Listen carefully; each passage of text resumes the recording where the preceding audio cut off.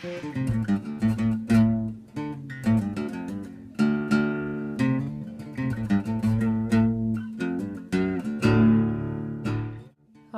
welcome to the 50th blog post for the Ernest J Gaines Center. My name is Dr. Matthew Touch, and today I will be giving you some information about Catherine Cormier. And a little bit later, Jennifer Morrison, our graduate assistant, and myself will share with you various items from the collection that we find interesting. Why should we care about the 50th anniversary of Catherine Cormier? There are a few reasons. Number one, it kicks off Gaines' literary career, a long and illustrious career that has spanned over 50 years. After graduating San Francisco State College in the late 1950s, Gaines gave himself 10 years to make money off of his writing.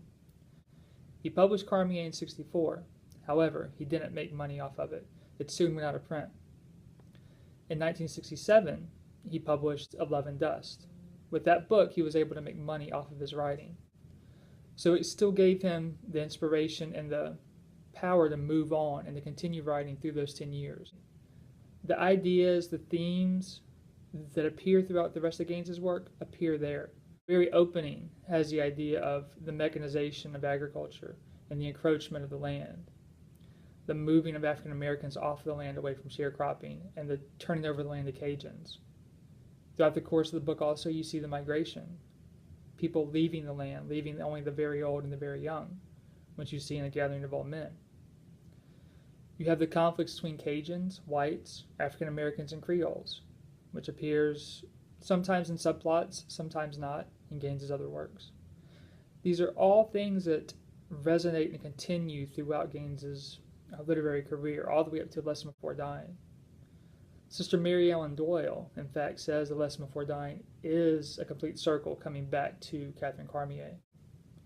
You can look at that and you can see Aunt Charlotte from Catherine Cormier and Aunt Lou and Miss Emma. You can see Catherine and Vivian. And you can also see Jackson and Grant Wiggins. The themes, the characters, and all these things appear, almost full circle in A Lesson Before Dying. So those are reasons why it's important for us to celebrate it. If you've never read Catherine Cormier, I would strongly suggest picking it up and taking the opportunity to read it. It's a book that'll give you insight into Gaines as a literary writer. It'll give you insight into him and his themes and show you where he began and then where he ends up, of course, with A Lesson Before Dying in 1993.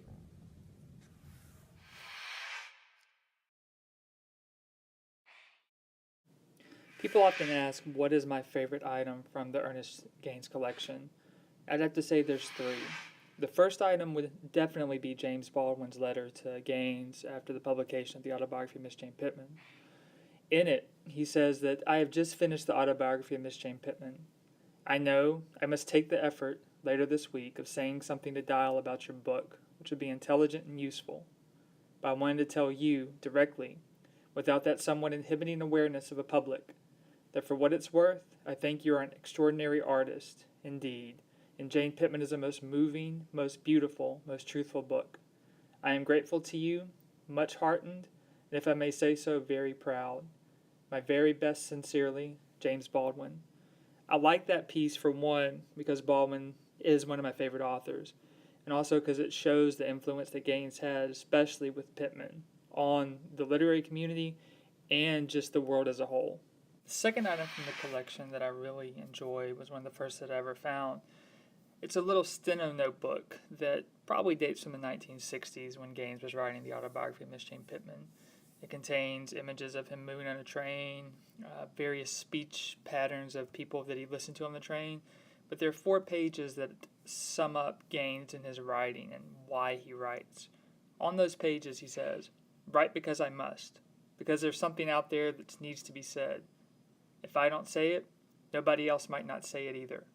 By this, I mean who else will write about my part of the country?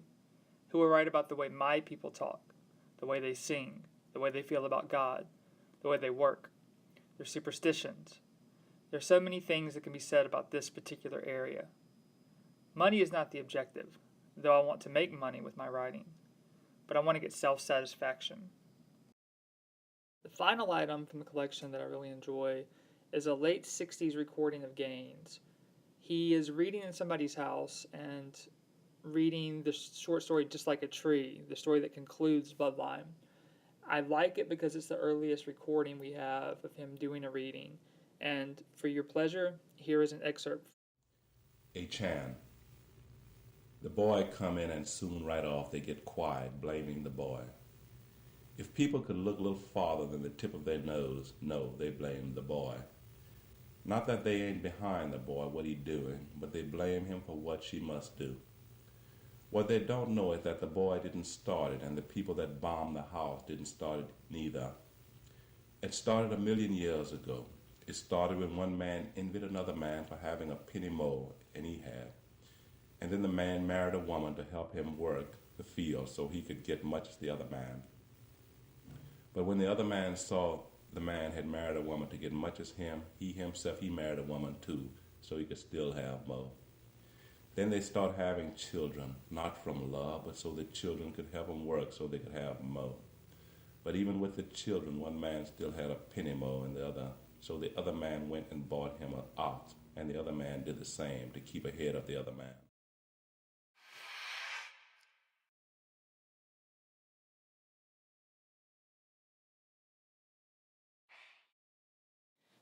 This is Jennifer Morrison, a graduate assistant to the Gaines Center. Today I'll be talking about one of my favorite items in the collection that we have.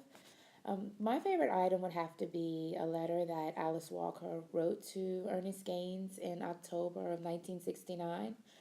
She writes about how she really enjoyed reading The Sky is Gray and how it inspired her. In one of the parts of it, I thought that was really interesting. She writes, "This note is dry compared to the ways I feel while reading. Ever read a book or story and catch yourself mouthing mentally whole paragraphs responding completely to the sound of written voices? And your work is so clean and uncluttered. John Williams has every right to envy you. I don't, but I don't because it is possible for me to think of you as a great teacher. I'm still young enough for that. I write, listen to my Middle Georgia dialect, recalling all the smells and sounds and sights of the place where I was born." That is really interesting to me because one of the things that I responded to in Gaines's work is how he manages to get that Louisiana feel of the sights and the sounds and the dialect and all of that. And it resonated with me because I'm from here, born and raised in this area. And, I've really responded to seeing the place where I was from and the people that I knew and the culture that I was familiar with being represented in literature. And it made me feel not necessarily important, but seen or a part of like a literary tradition. So I really responded to his work in that way.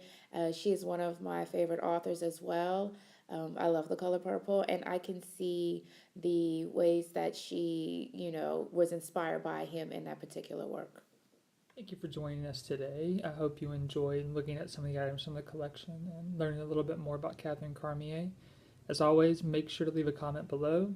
And for more information on Ernest J. Gaines and the Center, go to ernestgaines.louisiana.edu.